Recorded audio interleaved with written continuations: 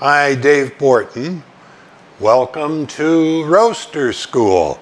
I'm Dave Borton, Mill City Roasters, along with Joe Morocco from Cafe Imports. Joe. What's your position over there? I am one of the senior sales representatives and also the director of education. And you may see me at Roaster Guild events as well.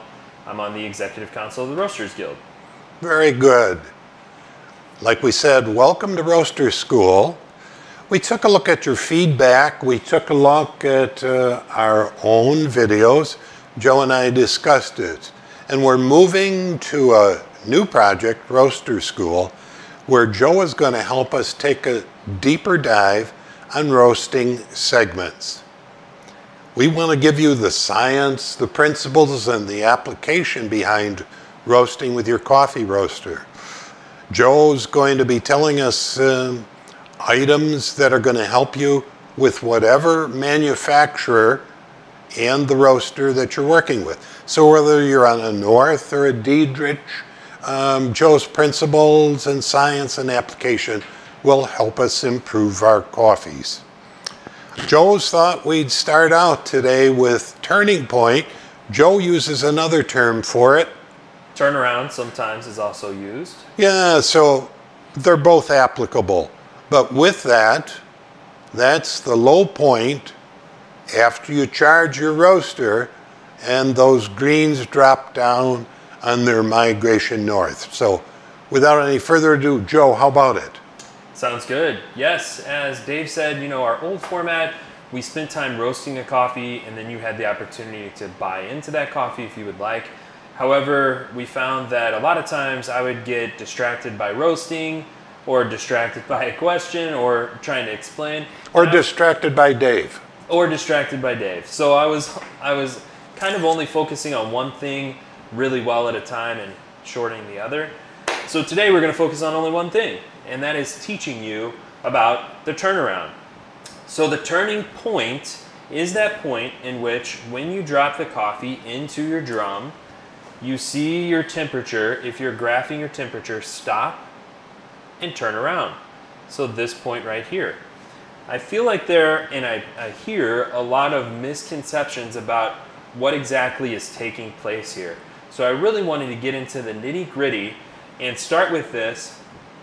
And then in our consecutive classes that we'll have together, we're going to move along the chain of how the roast develops, okay? Joe, does this apply to every drum roaster out there? This will apply not only to every drum roaster, but generally every roaster that is out there if you have the ability to collect your temperature data. If you're collecting your temperature data, I guess this is the first step. You want to have some kind of chart system, whether it's an actual graph that you are charting out on paper, or whether it is a system of boxes where you'll have your chart like this, and then you have your temperature change, and you have your time, and you can just write each one in each graph line. Can you see how wonderful I draw? We have a lot to look forward to. So then you can take every 30 seconds or every minute, whatever you want to do, and you can collect your data of what time is it and what temperature is it. And then you can write that on a graph. So this would be your temperature, and this would be your time. Going this way. That's right. So time ever marches forward, but your temperature is going to find a particular place along that graph. So whenever you put your coffee into the drum, what is happening is your drum is at a certain temperature. Generally on most drums, you're somewhere in the range between 375 and 425. Okay, it depends on your probes, it depends on what size drum, and it depends on how hot you want that drum. Okay, so let's just pretend this is 400 because that is a general range. Okay, at some point, when you add in the coffee, you're going to see the coffee is then going to pull against this temperature, and it's going to pull it down, and then they're going to reach an equilibrium. But I don't want you to think about it in being like your coffee is 400 degrees and then it drops in temperature and comes back up. All of this information right here, all of this is actually noise. It's not real, okay? What is really happening is your drum is at 400 degrees and your coffee is at room temperature, okay? Whatever temperature your coffee was when you put it into the drum. And what's really happening to your coffee's temperature is it is moving upward, ever marching upward from the time that you put it into the drum, okay? Unless you do something and it happens to fall stagnant along the roast somewhere, which we don't want to have happen, but it's ever marching upward, okay? So think about it in these terms. Now your relationships matter, okay? In life and in coffee. Your relationship between the temperature of your drum, the temperature of your coffee as you put the coffee into the drum, the size of your batch, so how much does that batch weigh, and the density of your coffee, okay?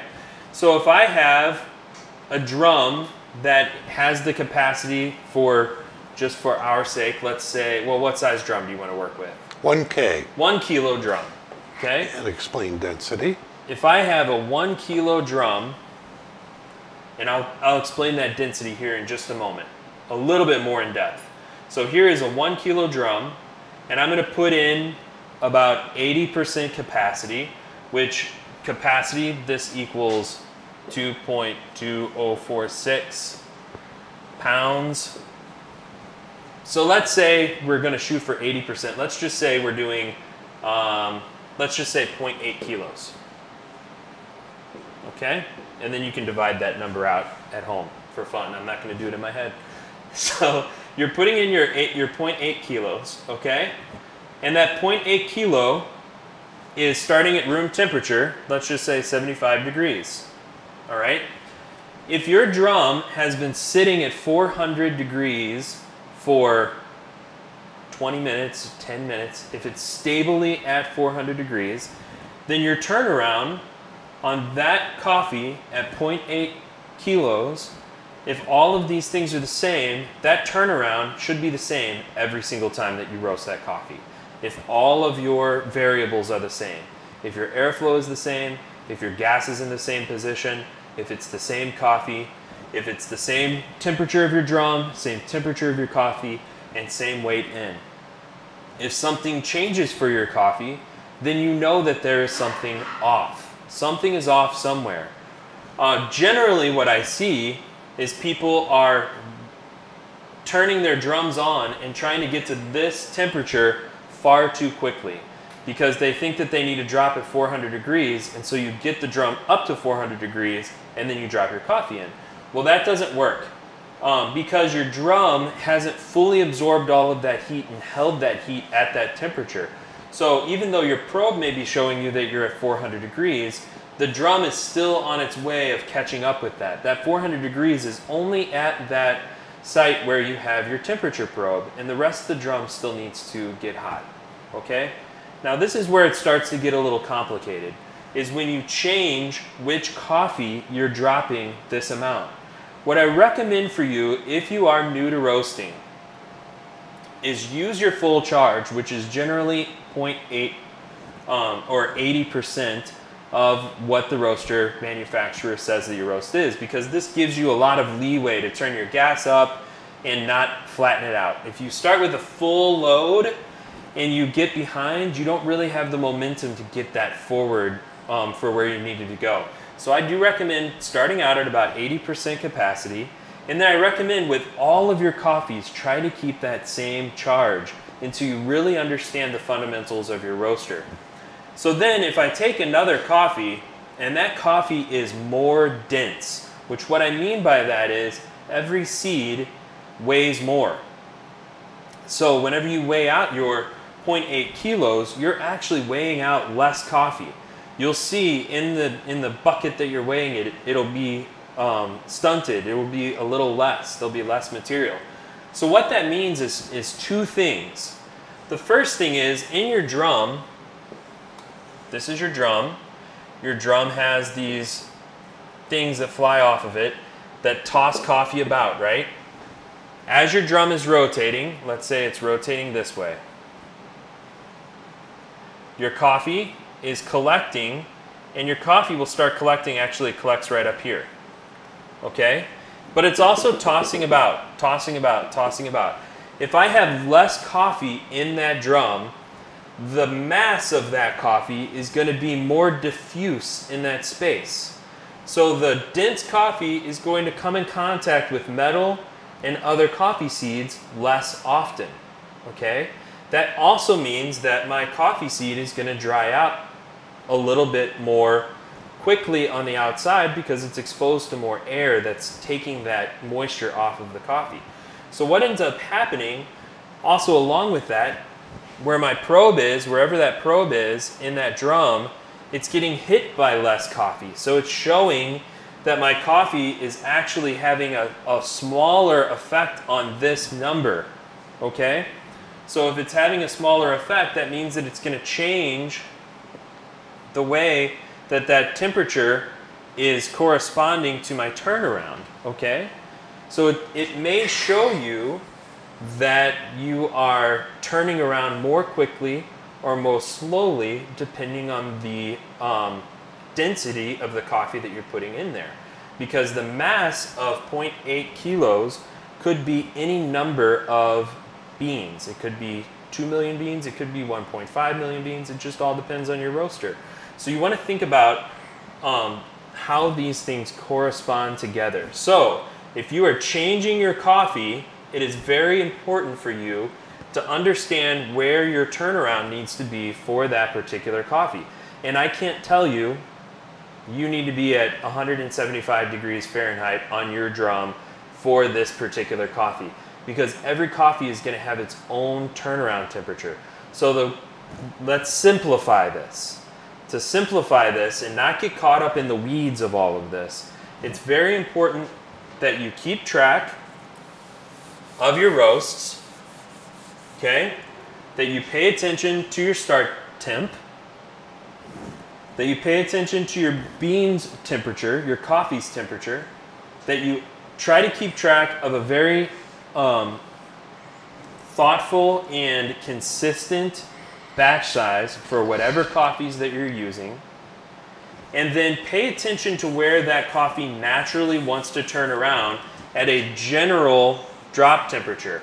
So instead of messing with your coffee and saying, well, I'm going to do 60% batch today, and I think that I need to then lower my charge down to 395 and then try to find out where my turnaround temperature was whenever I had a point, or an 80% batch at 400, that's all out the window. Even though you're turning around at the same temperature by pulling all those pulleys and levers and making that happen, that doesn't necessarily mean that a minute, 2 minutes, 3 minutes down the road, you're going to be on the same path. Okay? So keep these things as consistent as you can until you fully understand how each coffee is turning around. Okay? If your coffee is turning around more quickly, then your coffee is probably a little bit less dense. It's going to take on the heat more quickly, and it's going to move through the roast a lot more quickly. If your coffee is turning around a little bit later, then your coffee is probably a little bit more dense. It's not taking on the heat as quickly, and that's okay.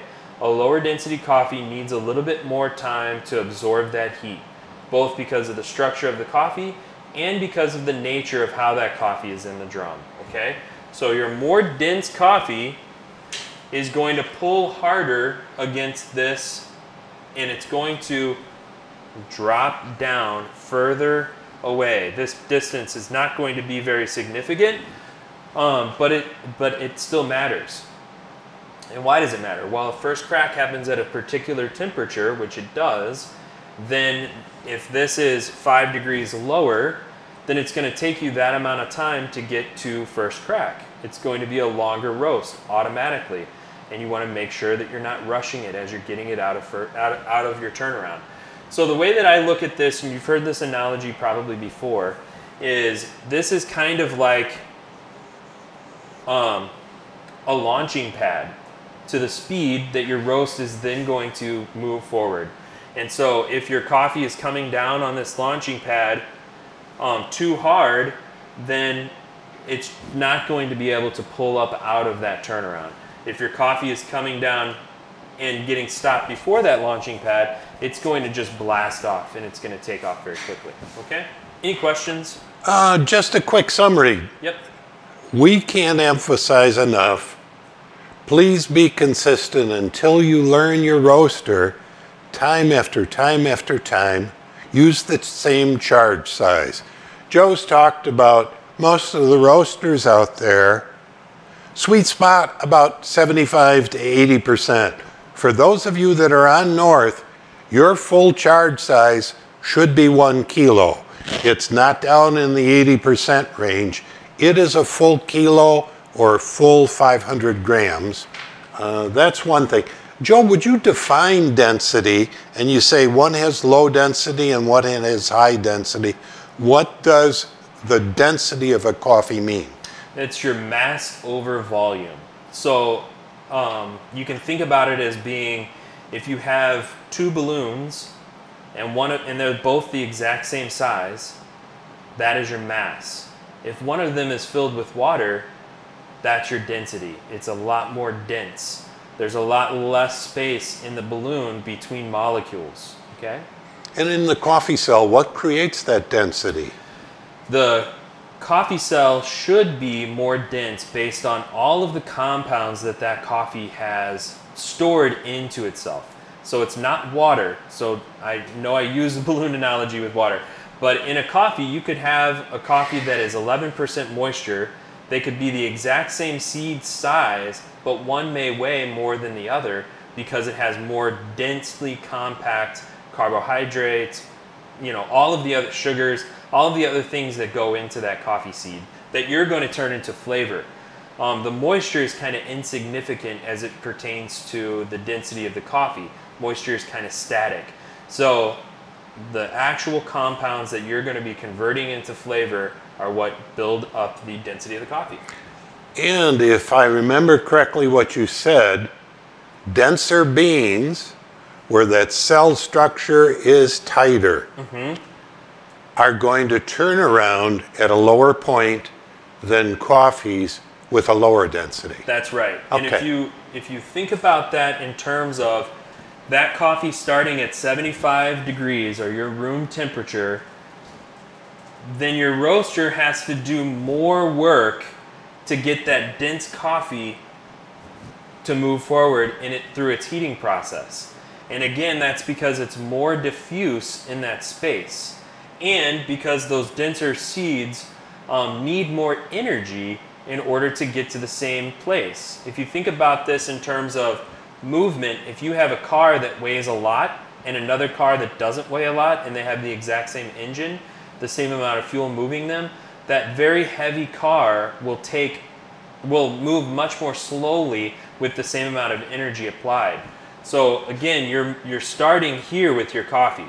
So if you have a very high dense coffee, it's going to take a lot more energy to move it forward. Now, automatically that makes me think from like a physics standpoint, then that means I should be at 410. Or that means I should be hitting my throttle harder. Instead of being at 4 inches of gas, I need to be at 5 inches of gas to get that moving. Well, if you do that, you're going to scorch your denser coffee. It's going to burn the outside without that heat getting a chance to penetrate. So that's why I say, no matter the density, while you're learning the process and learning your machine and learning that coffee, try to start with a consistent temperature here, a consistent temperature here, and a consistent weight. And it may be the case that eventually you get to a place where instead of using a weight in, you're using a mass in, so like a particular size on a graduated cylinder of some sort. That could be the case. But the geekier you get with all of these things and the more you start going down rabbit holes, the more likely you are going to miss the forest for the trees, and you're going to get into the weeds. And if you just pull back and keep this stuff as simple as possible, and then see how your coffee roaster responds, and then you respond to that information in a clear, level-headed way, you're going to get a much better result out of your roaster. Joe, you've got a data point here and turning point. How do you use that? Okay, it's a piece of information. Now that I have that piece of information, what do I do with it? So all of the data that you're collecting should result in one piece of data that is the most important data, okay? And that is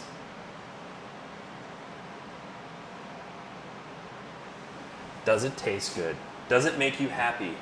At the end of the roast, is it an aesthetically pleasing roast? So all of this stuff is pointing to this. And how do you know whether or not all of this stuff matters is by tasting it, by sharing it with friends, by sharing it with coworkers if you're in a professional setting. Taste, taste, taste, okay? So then when you're starting with all of this, and as we're going through the next segments of our classes over the coming months, and we're covering more and more of this chart, then when you get to this, and unfortunately it's a little bit more like this, then you can go back down the chart and you can find exactly the point where something went wrong. But if I've changed this, if I've changed this, if I've changed this, if I've changed airflow, if I've changed gas, if I've made all of these adjustments, then how do I know where exactly I need to make a change to fix anything? I don't. So you have to start with something that's very cut and dry, very simplistic.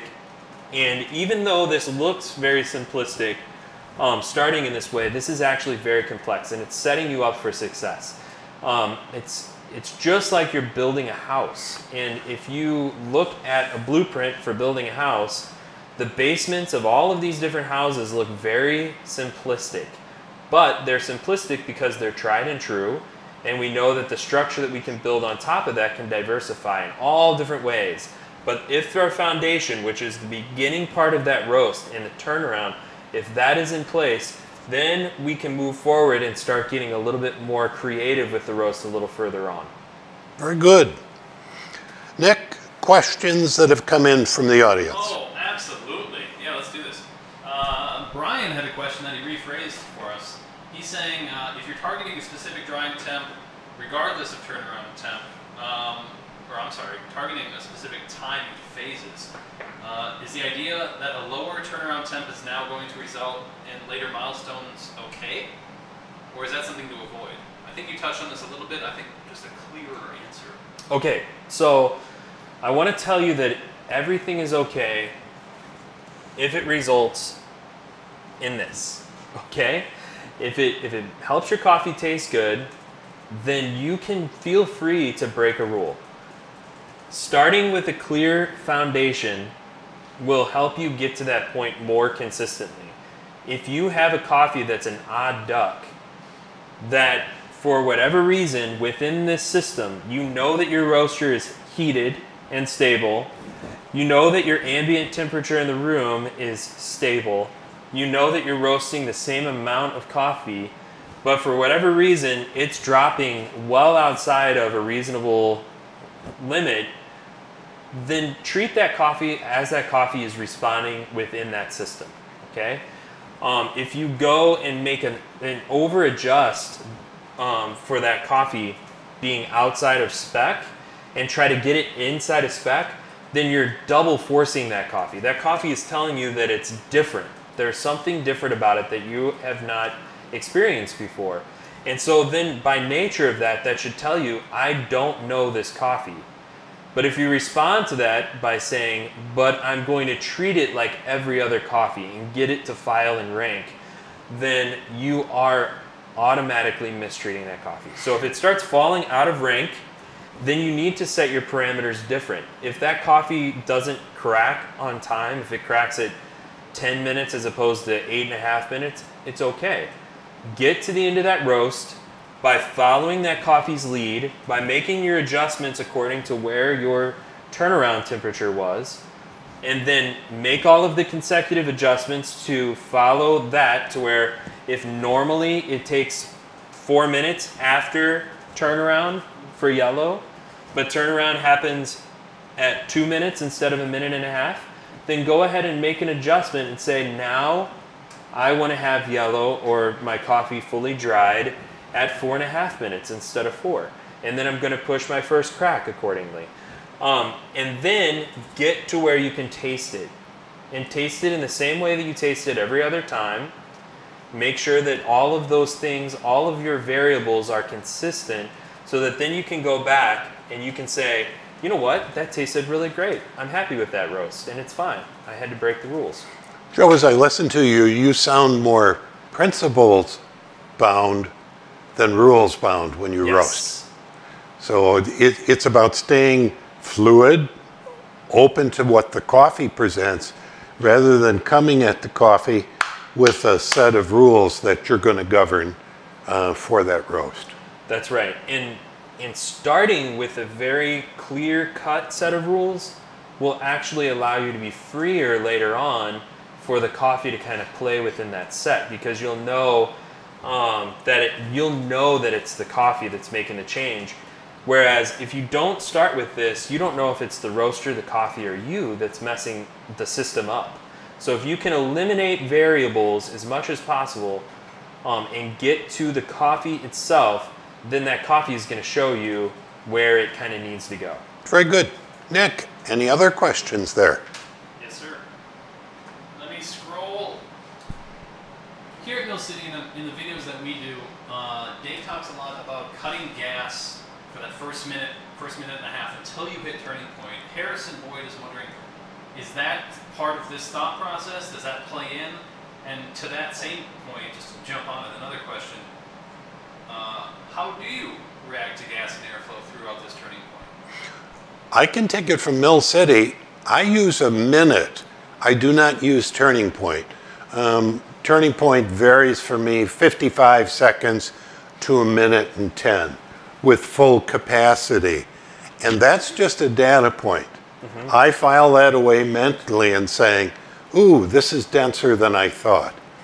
I leave the burners off for that first minute, in that I want that bean soaking in every bit of heat, because I'm trying to drive two things: that core temperature to the same temperature as the outside, and I want to activate the water.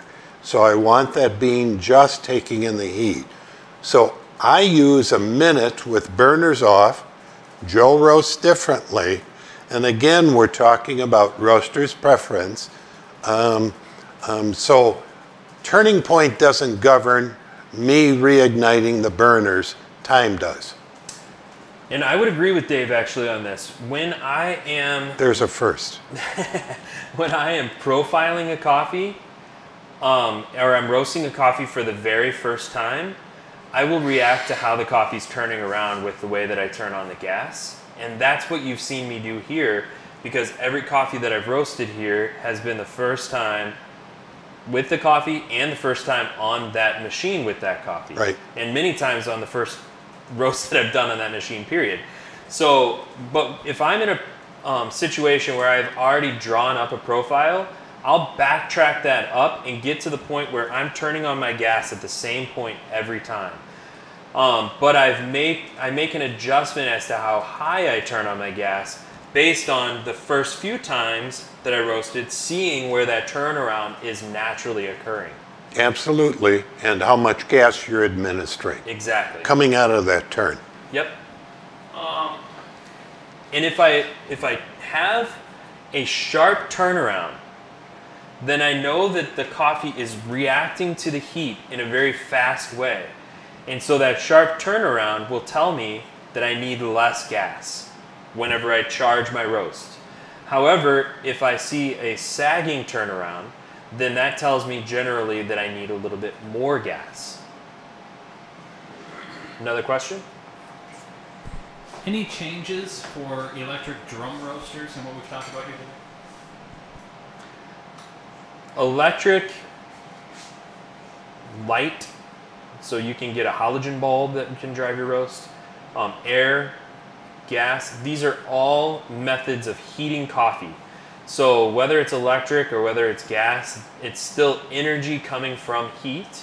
So the basic principles of this should apply regardless of what kind of heat source that you have. The electric burner is heating the metal, and the metal is heating the coffee. The electric burner is heating the air, and the air is heating the coffee. So it's just all a matter of that particular system, seeing how the coffee reacts within that system.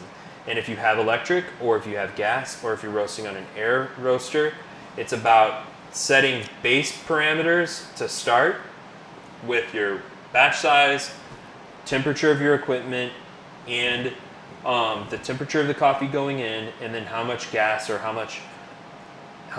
many amps you're going to apply to that coffee after that. Very good. Nick, anything else? I think we touched on this. Jeff is wondering, moisture content of the bean or humidity, how much does that affect your initial charge time or your turnaround point? Joe, every day up here, particularly, humidity will shift on us. We'll go from a very humid day to all of a sudden it's dry.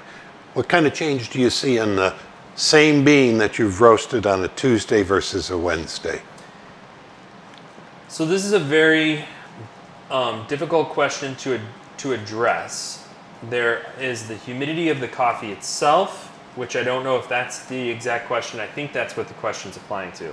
That was the question, but I like both of them. Okay, and then there's the humidity of the air that we are in, or the environment. In my opinion, humidity is not what is making any kind of an effect on any of this. In my opinion, it is the density of the coffee and the density of the air. The density of the air is kind of affected by humidity. The density of the coffee is also kind of affected by the humidity of the coffee. However, we can measure both through the density check on the coffee and barometric pressure within our environment. So if you're roasting on a small roaster like this, barometric pressure is going to be kind of a non-issue, and I think that it's something that we really shouldn't be focusing on. If you're roasting in a very large roaster, the pressure pushing down on that roast is going to have a major change to how that roaster will roast. And so that, in a large roast setting, will affect the way that you play with airflow, okay? But I don't think that that applies to anything above, say, a 70 kilo drum or beyond. If you are seeing changes in the coffee due to the moisture in the coffee or the moisture in the air, I would recommend looking at some other triangulating data to make sure that you're not making a corollary judgment as opposed to an actual sound judgment. I think that baristas do this all the time. They see that their coffee shop dries out all of a sudden, and they say, oh, the humidity in the room changed, so it put my grind off. That is a correlation, that's not a causation. We know now that that is not true. So when you were a barista, you never said that? I did say that. All right. And I said the same thing about humidity in coffee and the same thing about humidity in the air, but now I know better now that I have Super. tried, like, check your barometric pressure, check the humidity, check the temperature of the drum, make sure that there's not some other thing that is also off. And I'll venture to bet that there's something else that you can draw a conclusion from. Good questions. Nick, are there any others out there? No, we're just all talking now about you guys. It's amazing. Well, that's good. That's good. Good session. Nick, I think we're about at a wrap-up time. We've billed these as 25 to 30-minute segments. How are we on time? 34. Okay. What I'd like to do then is see if I can wrap it up. Do it. With some... Are you going to actually wrap? I'd like to. Let's see if we can summarize some of the things Joe emphasized. Stay consistent on your charge size as you're beginning to learn that roaster. Do the same charge size time after time after time. A lot of roasters, 75 to 80% is a sweet spot. With the North roasters, do your full charge size. And make sure that that charge size is on the high end. Like, we don't want to, if you're on a 1 kilo machine and you say, well, I'm doing the same charge size every time, and you're doing 100 grams, that doesn't count to us, okay? You're too small, and the variables involved there are throwing you way off. Sorry to interrupt. No, So I will permit that interruption 1,000 times. Okay. The emails and the calls I get about that. What Joe discussed today, he was talking and using software profiling. Everything he talked about, if you've got a 5x8 card with time and temperature and are tracking and plotting it that way, everything applies. Turning point is a variable that's dependent on the bean, on your starting charge temp, and the ambient temperature in your atmosphere, or whatever your bean temp is.